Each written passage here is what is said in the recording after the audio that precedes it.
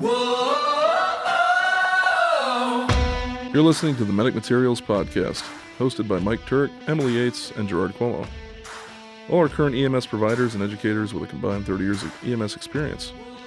Each month we discuss EMS news, medical science, and review actual EMS calls, offering many educational opportunities to the listener.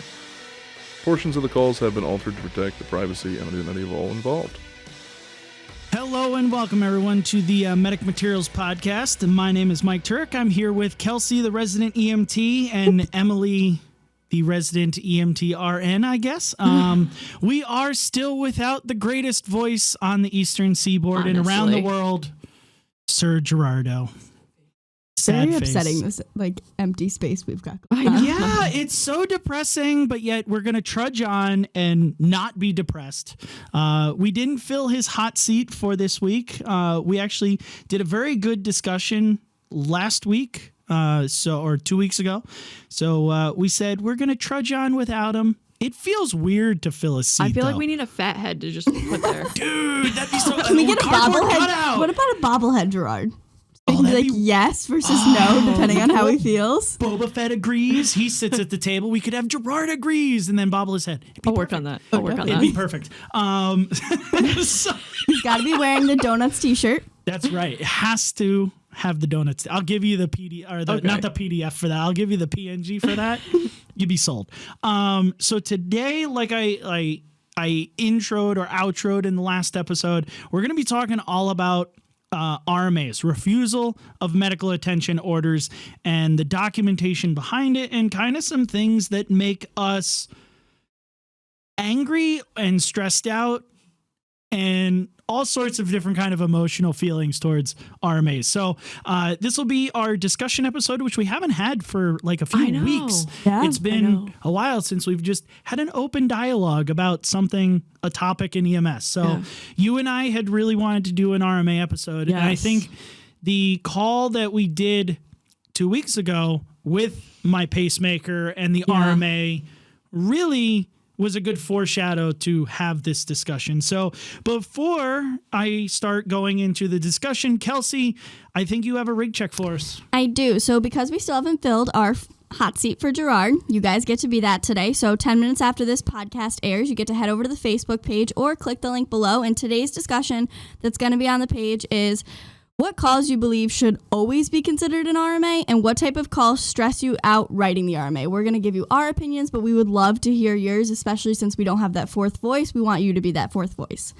Instagram, we do have an Instagram. Hopefully there's more artsy pics on it by now. Follow us on our Instagram at medicmaterials.edu, which is the same as our Facebook. I plead the fifth on that. Yeah, Turk, let's go. Any students or acting providers, if you want to bring a discussion to our Facebook page, feel free to create your own post, and we would love to have you be a part of that page and get the discussion going on your end, and we'd love to give our feedback to you that way instead of just us posting what we think. We also have our new merchandise. You're now able to support Medic Materials by purchasing our merch off Teespring. We have new stickers featuring the infamous donut and much more. And if you have a favorite podcast host, you can buy a t-shirt with their most well-known quote. And also, today we would like to give a shout out to our listeners in Australia and St. Lucia. Thanks for joining us. It's so cool that it's growing so much that we're getting awesome. And that's something that we're going to be doing is just shout outs to different locations, because I get to see kind of where all the pings happen, where all the downloads happen. So it's really cool that we're growing to the point where now we have not just like a United States heavy reach, but we have a global reach now. So that's really cool. So those people, if you're not part of, the social media presence, please be a part of it and share EMS in Australia and St. Lucia, because I've learned so much about the Australian system, and I love so much of their system. Like, I wish that we mimicked a lot of our system after theirs.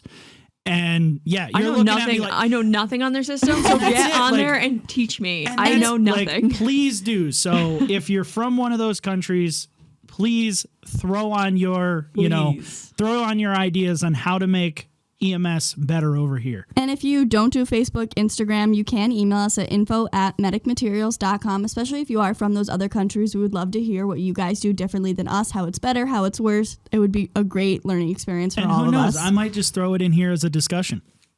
Why not? Yeah. That would be pretty cool. Yeah. All set? Good? All set. All right. So now let's talk about this refusal. So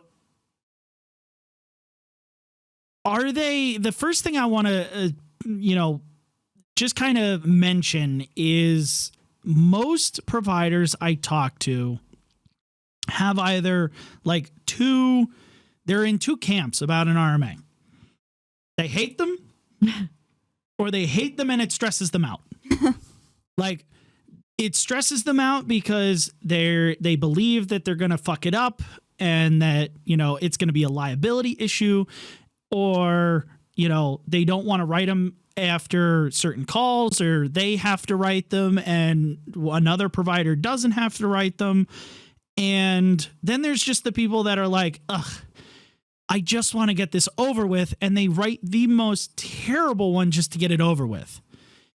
I don't really think that these are annoying charts to write. I think okay, let me rephrase. I think they're annoying to write, but they need to be a time-consumed process. So they need to be diligent. I don't think they're annoying to write, but at the same time, those should take longer than a run-of-the-mill call to write. Like an RMA, you should absolutely spend more time on. Yes, 100%. Yeah. All of my RMAs, I actually write a lot of the same verbiage. Yes. So same. I don't like to change the way I document just because it's an RMA. It's still, I use the same verbiage. I use the same, structure in the chart, no matter what platform I'm using. Both of the companies that I work for use two different electronic chartings. Either way, I still use the same thing. I actually have a paragraph that I made in 2011. So 10 years ago now that I've saved. And you just aged yourself. Shush you. Everybody knows that her and I are the oldest ones in EMS at this table. I was like, wait a second. He aged himself last week or 2 weeks ago on the Instagram thing. That's also true. That is very true. Yeah. Well, it's new technology to me. All right. Hey, that's unfair to say that we're the two oldest when there's three people sitting here. And one of them is 18. I can't say to her, she's 18 and she just got her EMT card. So just say you're the oldest. I don't even have to be brought in this. No, I don't want to. Because you've been doing the EMT thing for as long as I've been doing the EMT thing. So still younger. Doesn't matter. In EMS years, you're just as old as me. So anywho, back to the RMA. So I made this paragraph and I literally just saved it in my email. And every single time that I write an RMA, I just copy, paste it, and change certain dynamics of it. I do the same thing. But it's the exact same verbiage on every single one, And I think that's where people need to start getting towards in their RMAs. Because I'll read a lot of them and I'm just like, you left out so much. Right. It literally was like, I showed up, I took a set of vitals, they refused, I signed, I left. Oh, and by the way, I told them that they might die. And that's it. What else is in there that proves that you could leave them, right? And that you're not liable for whatever happens next, right? And granted, a refusal is that they are refusing your aid or your transport or your medical process or whatever. But if you're not putting that they're able to make that decision, right, you're still liable for this, guys. Yeah. And that's what people don't understand. Yeah. Even if you call a doc, sometimes the doc can't even save you. Right. It's still going to fall onto you because you didn't paint a good enough picture for the doc.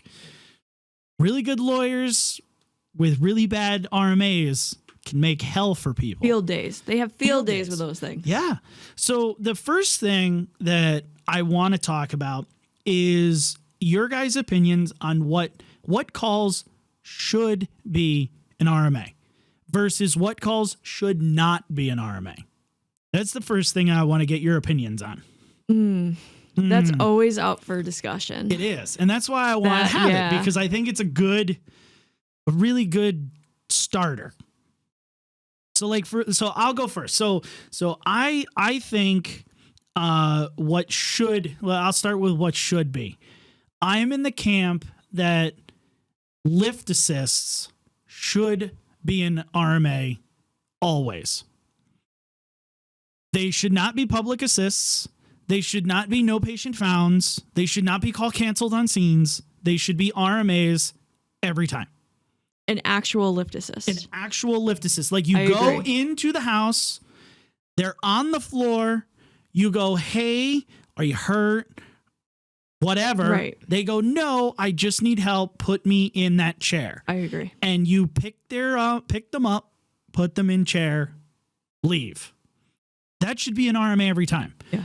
And for those that are like, oh, well, it's just the lift assist. It's a public service. But what happens if not? But what happens if you didn't lift them up? Mm-hmm. Then what? So in 2 hours you come back and now that's called that's an RMA. Mm-hmm. That is a refusal. Well, and you're doing a treatment. Yeah. Like you are lifting them to another place. Yeah. That they cannot do treatment on their own. Right. That to me is exactly the same camp as giving an albuterol treatment. Whether you see that in your brain, it's the exact same thing. They can't do it on their own. You are now doing it for them. And you need to make sure that they can still function after they've fallen. It's not so much of like, oh, hey, pick up, put down.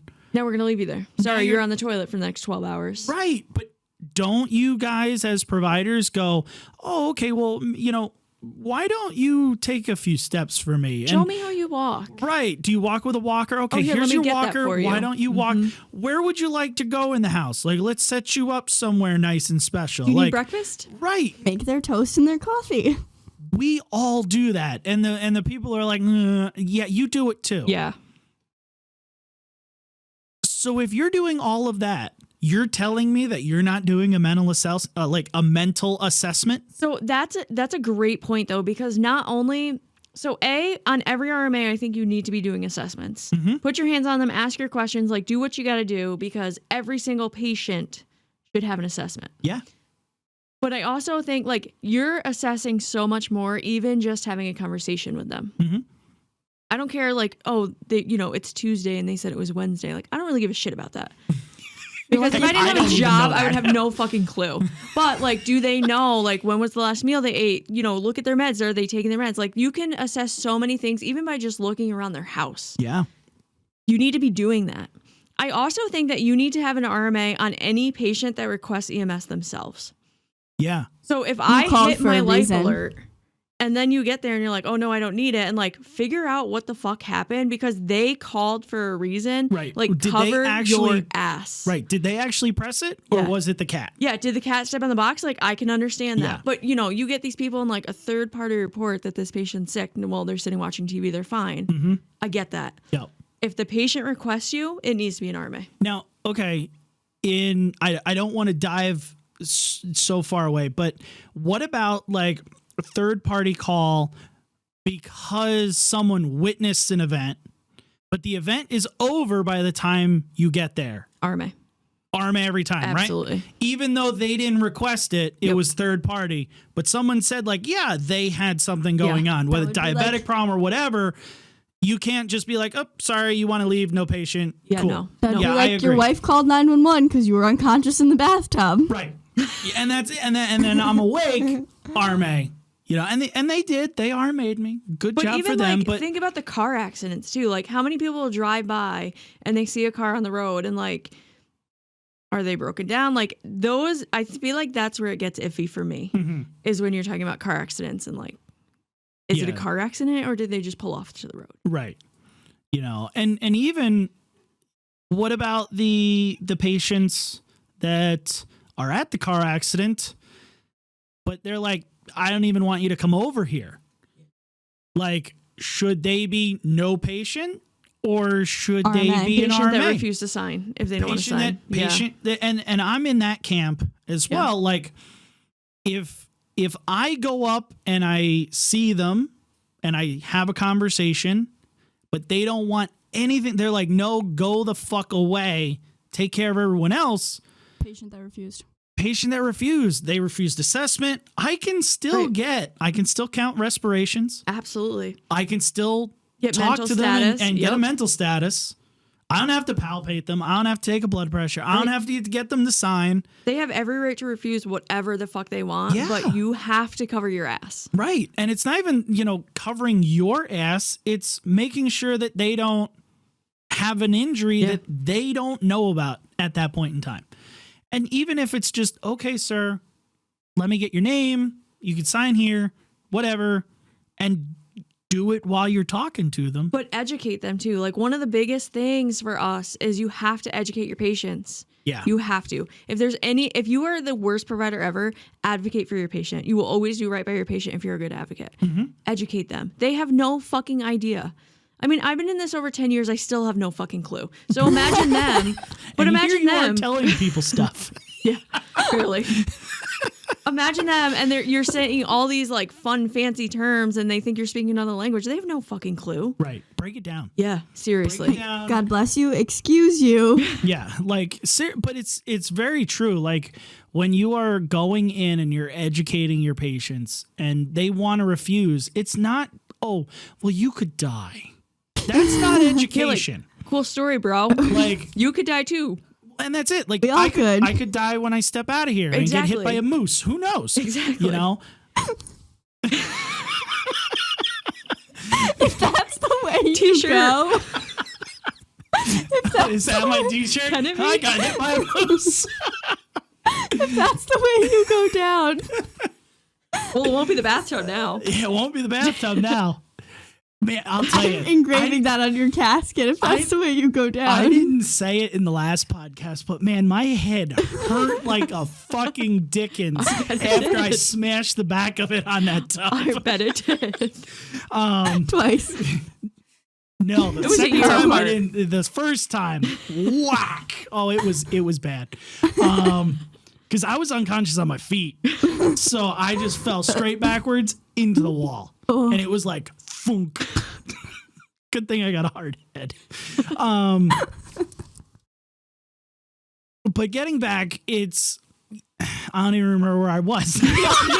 We all can die instantly. Not just saying we you're all gonna can die. We all can die, whatever. But you have to educate. That's right. So it's not so much just saying I'm going to educate you. You could die. Well, okay, but why? What do you believe is actually going on to create that environment? So did they fall and smack their head into a tub because of a syncopal episode? Well, now, sir, you could have a subdural hemorrhage. You can have a subdural hematoma. That could put pressure on your brain. You could have a stroke. You could fall down, hit your head again, go unconscious. So that brings up another great point. Go on to the progression to where they can get to death. Specific to what they're I'm going to for. scare you. Yes. Because I've seen RMAs where they just give you like anything that could kill you in 10 years. And it doesn't matter what the patient called for or what the situation is. They do the same bleeding on the brain, like brain death, all these things. Like that means nothing to me when I stub my toe. You know what I mean? Like, that's not helpful. Yeah. Not helpful. And you have to be specific in those things. Yes. You have to sit there and go, okay, what is the real reason that these people could die? Right. Not what I want to make up to sound scary and threatening and whatever, but how can stubbing my toe and not getting it checked out actually kill me? Right.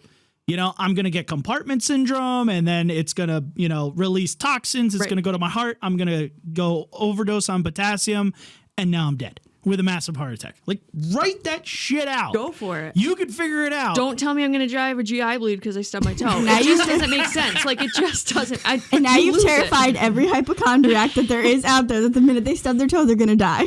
Well, so go to the hospital. Yeah. Go to the hospital. It really frustrates the crap out of me.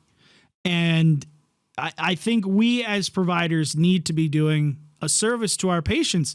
RMAs, yes, they cover ourselves, but they're designed for the patient. Like, yeah, we use it as like a CYA kind of thing, but they need the education. Yes. That's, and they that's need to all understand it. Don't rattle this off and then they give you the deer in headlights look and you're like, cool, sign here, push hard. Right. Let them ask questions. Re-explain something if it doesn't make sense. Have them teach it back to you if you need to. Like whatever to get it through their head. Yep. So working off of the what should be, what shouldn't be in RMA, in your opinion? My question for the day. So, my question for the day. Yeah, you have a T-shirt. I don't. We need like a sound to be like, dun, dun, dun, Kelsey's question. I'll work on it. So, let's say like, guy comes back, he had like surgery on his foot. He can't get up into his house because there's stairs. He needs help getting up into his house, and then after that, he can crutch around his house. Perfectly fine. RMA, lift assist. RMA. Yeah, RMA.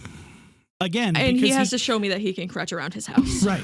To the bathroom, to the bedroom, like to the kitchen, wherever he needs to go in the next 12 hours, 24 hours, 48 hours, he needs to show me he can do that.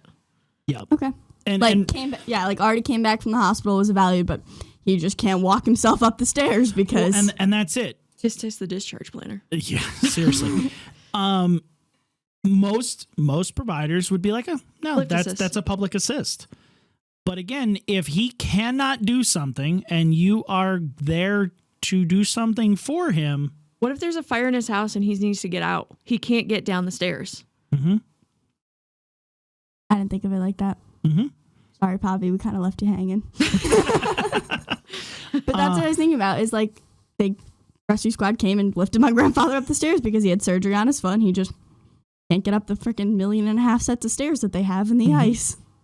Yeah, he can get around it's a one floor, but he can't get around his house unless he gets into the house. And, I'll get into this later, so don't drum out on this sidebar, but there's been companies that I've worked for that literally have said, if the tones go out, if you don't transport, you get an RMA. And I think even that, there's some times where that's really helpful, and then there's other times where it's like that is way too far. Like there are patients that you're not going to RMA.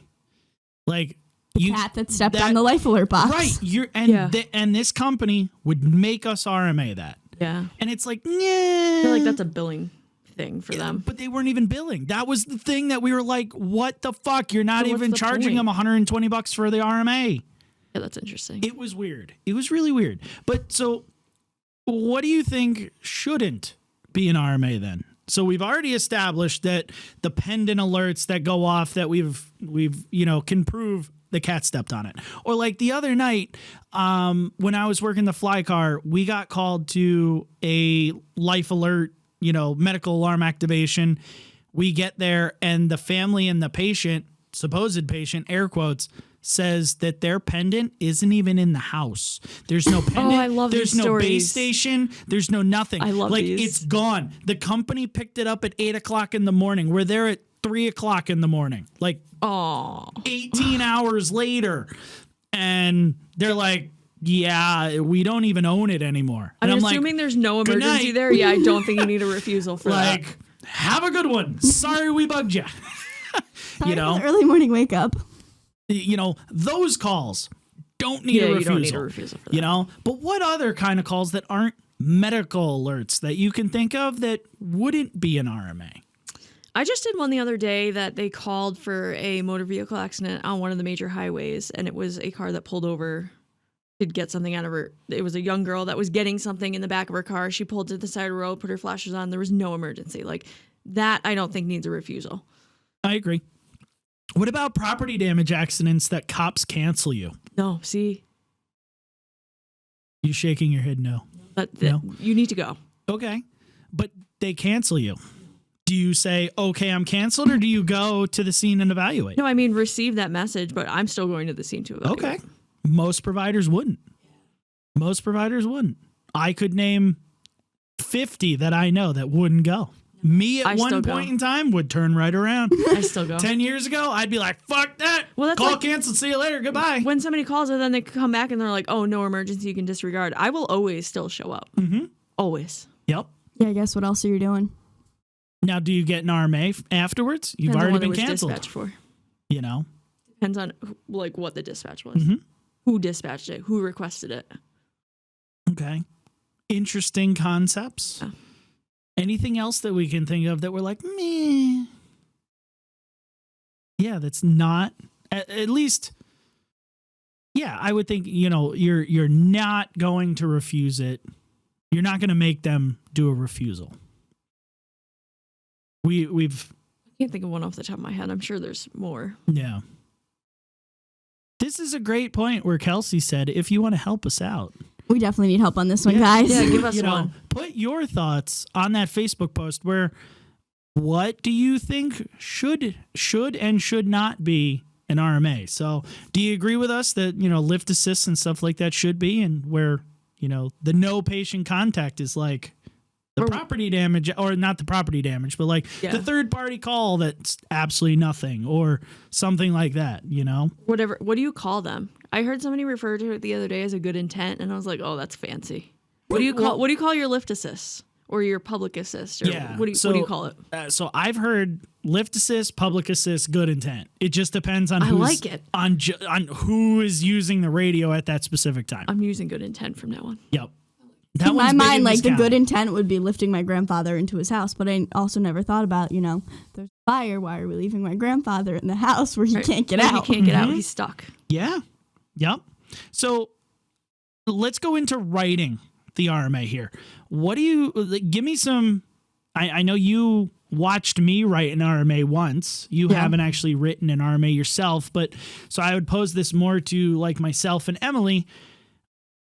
For those that are just starting out like Kelsey, and those who are even seasoned providers that may not write the best RMA, what are some tips on how to better write an RMA? Like writing that refusal. I always tell people paint your picture for any chart, not even just a refusal. Like paint the picture so that when somebody's reading that has no idea about this call, that they're going to feel like they were there. But the other thing I say is like read the RMA. Mm-hmm. If you read it, it's actually reverb it and put it in your chart. Yeah, and it depends. Ultimately, that's what my blurb is. I don't know. I know what our RMA looks like in our region and our state. Texas might have a completely different one. Who knows? Texas people, let us know. It would be intriguing, especially our folks in Australia. It would be really intriguing to see like how those differ. Yeah. Especially in terms of what do they ask for to make it so that the person is competent enough to understand what you're talking about, can refuse, has the capacity to refuse. Because again, we're talking the patient has to be in a position where they actually can refuse. Right. Like you can't just be like, oh, you're altered. Sign here, press hard, see you later. Because I don't want to deal with you. Like that we'll get into the altered part in a few minutes. But if you're from other states or different countries, take a picture of your RMA form and comment it below. That'd be cool. That'd be cool. So I think I love the idea of painting a thorough picture. I think if you add, everyone always says, oh, well, I don't want to add so much detail in my chart because it'll get me in trouble. I think if you don't want to put, 3,000% of detail into a cardiac call, that's okay. Whatever. But put it into the RMA. Put it into the refusal. Put it in why they refused. Yeah. How was the conversation between you on not just like, oh, I told them they could die, but when that initial conversation of, okay, sir, or ma'am, whatever, what hospital? Oh, I don't really want to go to the hospital. Well, why not? Why not? Ask that question. Right? Why not? And that information should be in your chart. Yes. Somewhere. Yes.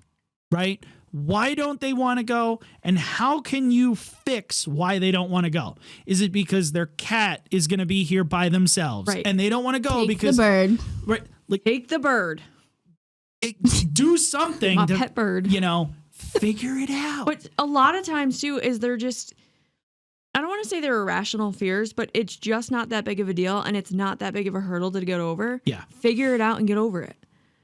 Like we can make arrangements for animals, or you can call a family member to come in, or, you know, the other day I had one that like, oh, I don't want to go to the hospital because the last time I was there, my mom died. Well, do you want to go to a different hospital? Like, talk them through it. I mean, there's so many ways to get around that. I could see that. Yeah, the last time that I went to the hospital and my mom died, and Emily goes, well, if you don't go now, you'll die.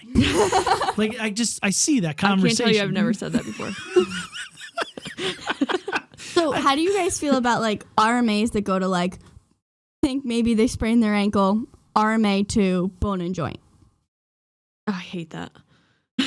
Like my family member, like I'm going to drive my mom who just twisted her ankle, who we called you guys because she couldn't stand herself up and put herself in the car, and I'm going to drive her to the Ortho New York urgent care.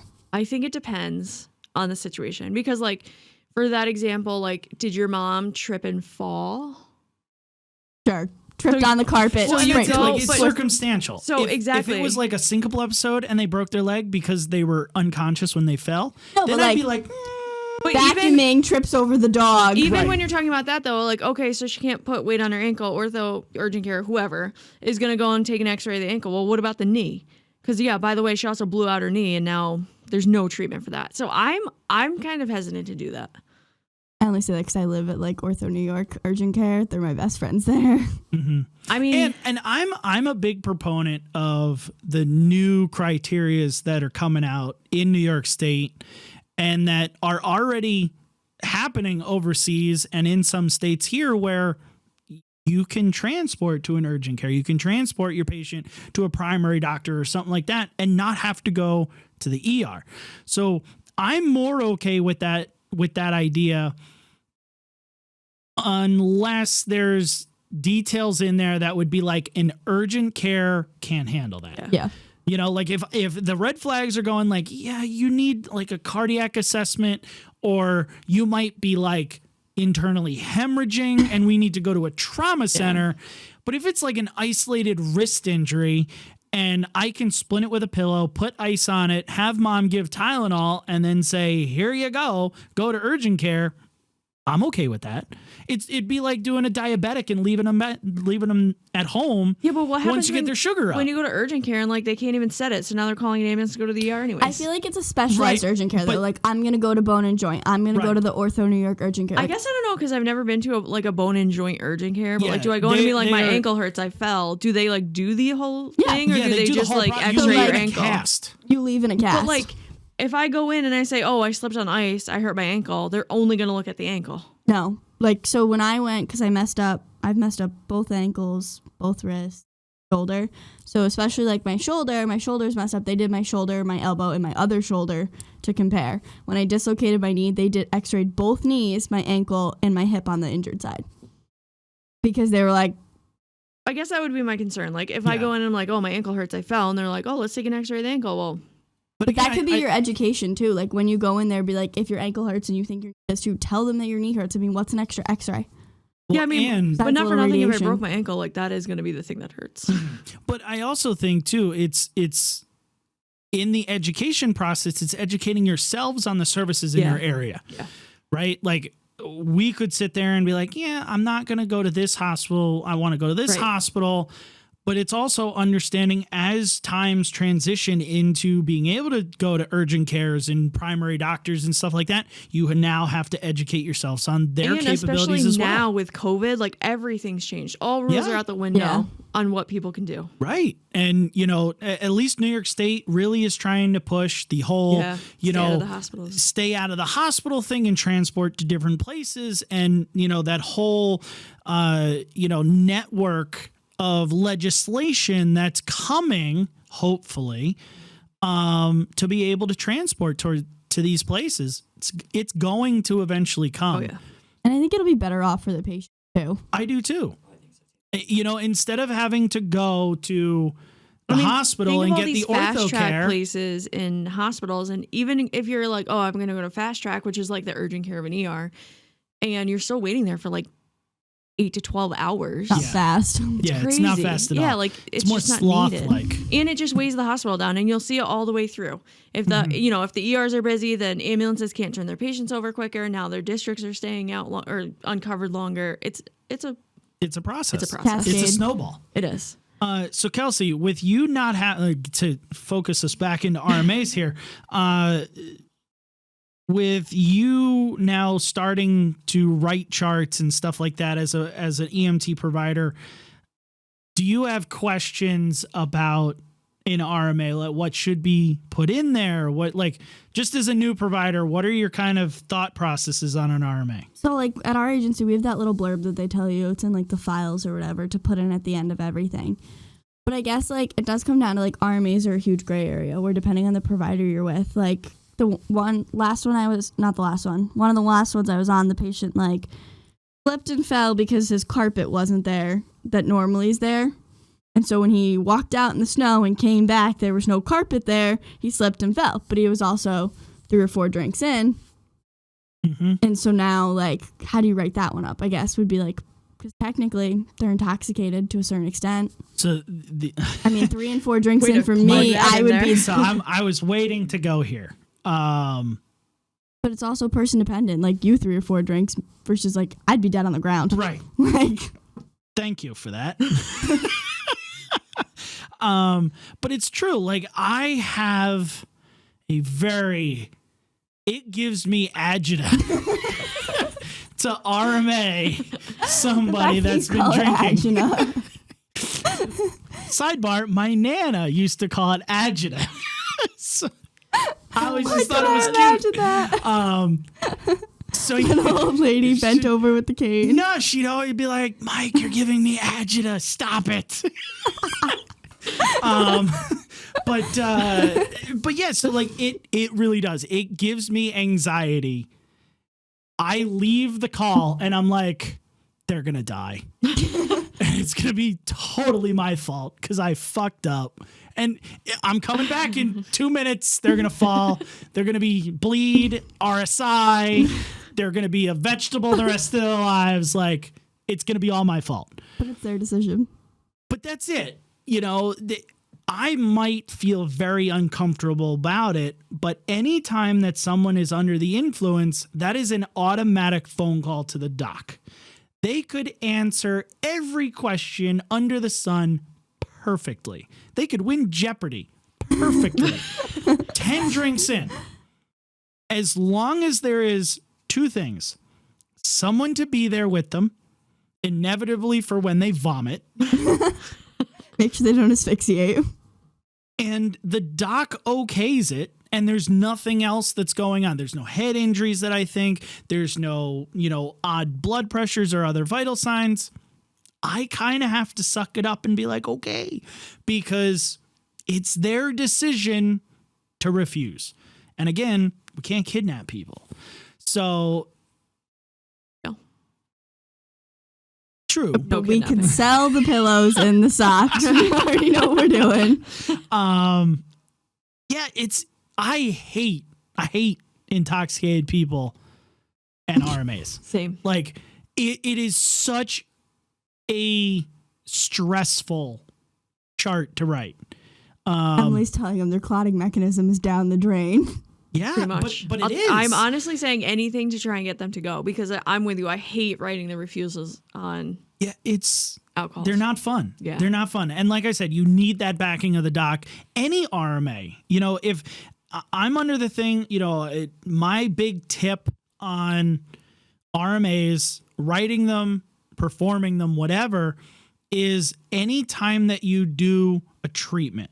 Now, I'm not saying like lifting person up and putting them down treatment. I'm saying if you give a med, if you do a cardiac monitor and you see something, but then they don't want to go, or you start a line or do whatever, that needs to go through a doc's phone call.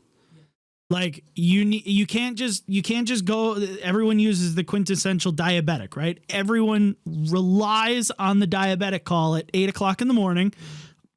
Unresponsive female, found in bed, diabetic emergency. Get there, sugar's like 27, and you're like, yes, I'm going to start a line, give them some oxygen, give them some, D10, get their sugar up to $1.50, give them a sandwich, and I am out of here. Sign here, push hard. Right? And most of the times, that's okay.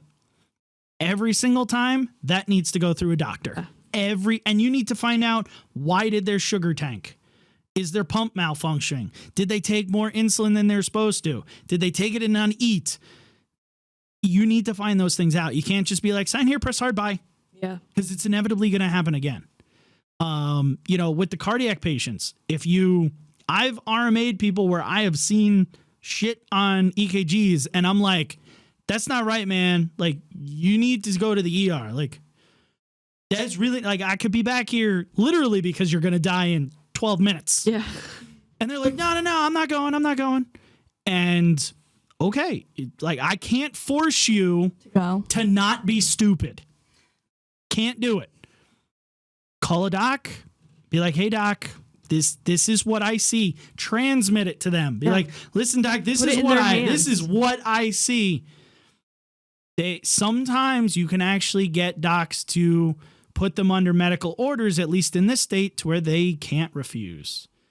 I did a call recently where I was very, very sure that this lady's altered mental status was caused by a stroke or a bleed or something. And she's like, yeah, I'm going to go home and drive home. And I'm like, the fuck you are? You want to kill other people? I'm like, no, you're not. And I couldn't get her sats up, even with oxygen. And, every time she moved around, she tanked. And I'm like, you have to go. No, I'm not going. Finally, I called the doc, gave them the whole story. And the doc was like, yeah, if you can't get their sats up within the next 10 minutes to this number, you just transport. Interesting. And I was like, I love it, doc. Thank you. Tried my damnedest, knew it wasn't getting up there, didn't get up there. We left. And was like, and I explained it to her. I was like, the doc ordered me to take you off of this information. And she was very okay with that. But what do you do when they're not okay? Now all of a Sedate the sudden they're shit out of them. Well, that's interesting because then they turn it. Isn't that all part of the mental health law?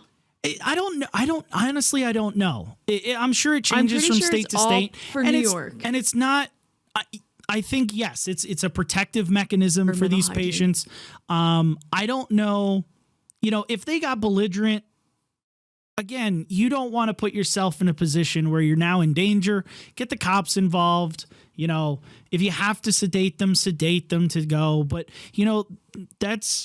those are decisions that you might have to make, and it just makes it that much harder to do RMA calls. And that's why I say these are not run of the mill. Yeah, no. They're not run of the mill at all. I'm a big advocate of really honing in on doing an RMA, learning how to do it proper, making sure that you're taking everyone seriously and putting in the time and effort to draw that picture. Like you said, draw that complete picture. Don't leave anything out. 2 sets of vitals at least. 3 or 4 ideal would be better. Because 2 will show you, okay, they were angry, then they were calm. Right. 3 you can trend. 3, you can actually see like, oh, they're going more hypotensive. Like, that's probably not a good thing. Wait there for 2 extra minutes. Take a 4th one. So yeah, don't just be like, oh yeah. I used to have a partner way back in the time machine that would do, literally, they would do 1 set of vitals and then they would be like, patient refused the second. Oh, I hate that. No, they didn't. You just were lazy and didn't want to do it. Speaking of, how do you feel about RMAs on like refused treatments? 100% of the time. Needs to be done. Needs to be done. I don't know what it is in other states, but at least in this state, if you're going through like with someone that was in an MVA and they have neck pain and you're like, we need to put a C-collar on you, and they're like, yeah, no, that thing's uncomfortable, it makes my neck hurt, not happening. You're gonna catch my hair in it. Be like, okay, I got extra ponytails for you. Here, you're gonna sign this. Sign here, push hard. Yeah, and do it before you get them to the hospital. Do it right then and there, as long as it's okay. They're not bleeding out or whatever. Yeah. Do it right then and there, because then it's documented the time, like at 11:50 before I arrived at the hospital at 12:10. Right. They refused. Because at the hospital they'll be like, you never asked me to do it. Yeah. Bullshit. Now what about something like a blood glucose, which isn't technically necessary? I think it depends on the situation, but if you are sitting in the back and have an inkling to do it, there's a reason. Yeah. And you know my philosophy on blood glucoses on every patient. I don't think you should be doing blood glucoses on every patient. It is an invasive skill, whether you want to believe it or not. Yeah. You're fucking thing hurts. You're still sticking a needle through In the their finger. skin. It's the Source same of as infection. starting an IV just with less needle. It hurts. And I don't think we should be just doing them because we got nothing better to do, so we're going to grab a blood so let me just glucose. check that sugar. Right. If you're in a situation where it's warranted, altered mental status, you're ruling out strokes, diabetic patients, Alcoholics, seizure patients, anything like that, do it. Yeah. If they refuse, document it that they refused the blood glucose. Those are the types of situations that you should be documenting that they refuse, because it's a treatment. Well, not a treatment, but it's an assessment tool that we have the capabilities of doing that they refused. Be the same as if they refused, oh yeah, I want to give you an IV with, so I can give you this medication. And they're like, yeah, no, I'm going to wait until we get to the hospital for them to stick me. And I'm like, okay, I can give you that med a different way, but you're going to sign here saying that you refuse the IV. Just saying, and those are things that providers don't do. More paperwork. Ever. They don't want to do them. Many providers won't do that. It's training yourself to get into the habit to do that extra 10 minutes of paperwork. Yeah. Oh, well, who cares? Yeah. No, I mean, it needs to be done. It needs to be done. So I want to leave with 2 questions. And these are the 2 questions that Kelsey has presented to the Facebook group. I think we've kind of nailed most of these, but what are the calls what is the one call that's always a RMA, no matter what company, ALS, BLS, doesn't matter, in your opinion? Any patient with a complaint. Any patient whether with a they want to complaint. go or not. Any patient with a complaint. See, I was going to say lift assist, but that's even better. Yeah, I like it. Any patient with a complaint. Do you have any that run off the top of your head? That was going to be the one I had. That's because we just talked about this week. That's true. Yay. Emily and I are spending too much time together. We're like sharing a brain now. Oh, no. Watch That's out. scary. Yeah, I should watch out. And lastly, what calls stress you out the most to write the RMA? Mine is that alcoholic, intoxicated So, under the influence person. I don't like them. But They since you stress me out stole the it, most. I think with you, I don't like writing RMA car accidents.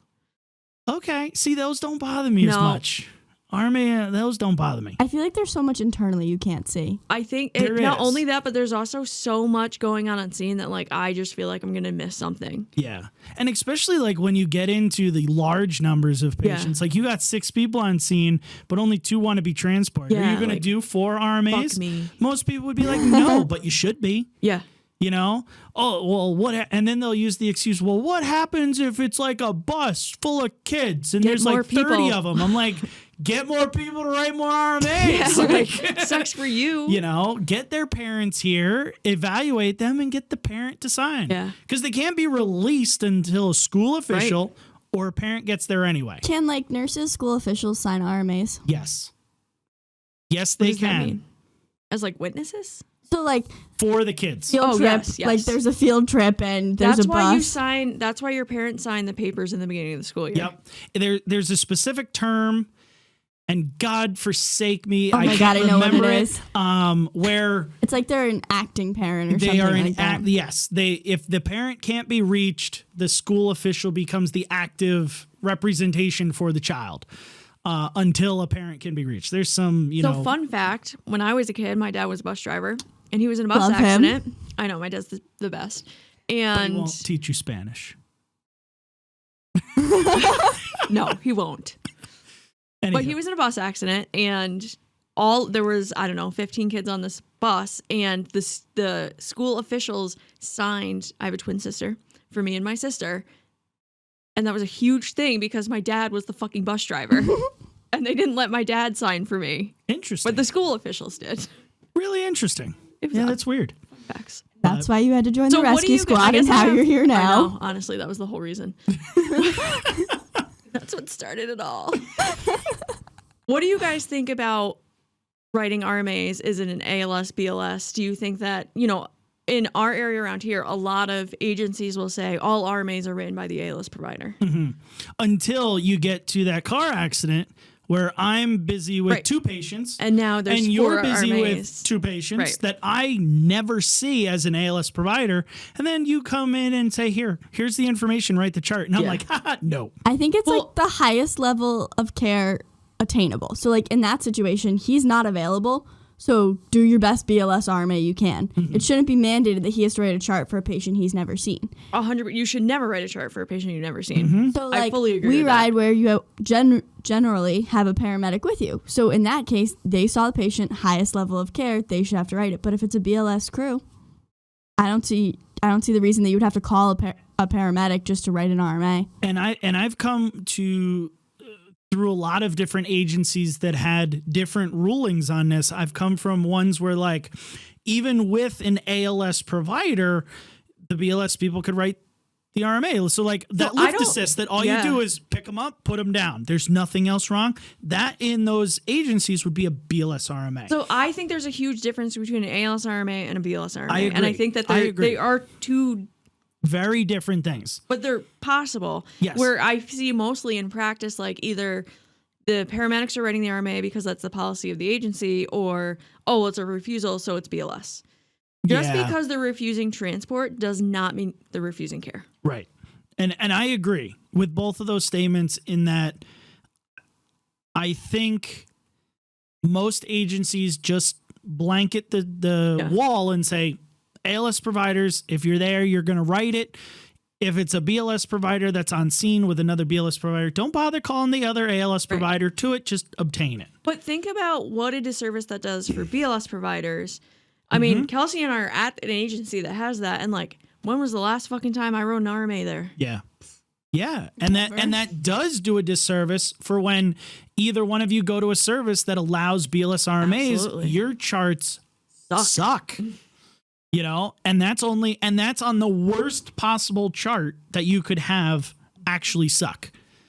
So yeah, I definitely think there is there's something to say about that. Yeah. Wholeheartedly. So, we're going to wrap it up unless there's any other things that you guys want to, spin out or say or whatever about RMAs. Any last words about RMAs? Sure. Do your treatments. Don't be afraid of it. Educate them. Educate. It's a great point to educate. Yeah. Like a great situation. And really, we're going to hammer it home. Really educate them. The whole sentence of, well, you're just going to die is not enough. If you're not smart enough to figure out how they're going to die, you probably should just bring them to the hospital. Or call somebody who is. Yeah. Like, these are serious things that you should be thinking in an RMA, not just like, oh, how fast can I go get lunch? Yeah. Right? Like, Speaking of, I'm hungry. all right. So with that, we will wrap it up. Guys, we will see you in April. Happy St. Patrick's Day. Oh, warm weather, please. We might have warm weather by April. Who knows? Probably not. We It'll be might. like cold and rainy. Well, it will be rainy. I'm hoping it won't be cold. Warm and rainy. It's the Northeast, though, so who the heck knows? We could get snow. Last year we had snow in did. April. I know, So, we did. I mean, who knows, right? With that, I will say goodbye, and I think we're going to have a BLS discussion, like a very BLS month in April. About time. So we're not really going to do a lot of ALS stuff, but the ALS people should definitely listen because ALS, BLS comes before ALS. We've learned that on this podcast. Go back to the respiratory episode way back in the beginning where all they needed was, a BLS intervention. Kind of helps sometimes when you don't step right into ALS treatments. But we'll talk all about that. So till next time, guys, stay safe. Donuts. Thank you for listening to today's episode. If you'd like more information on the podcast or to send us a call to review, visit medicmaterials.com/podcast. To learn more information, like us on Facebook at Medic Materials EDU, or watch our weekly instructional videos on the Medic Materials YouTube channel.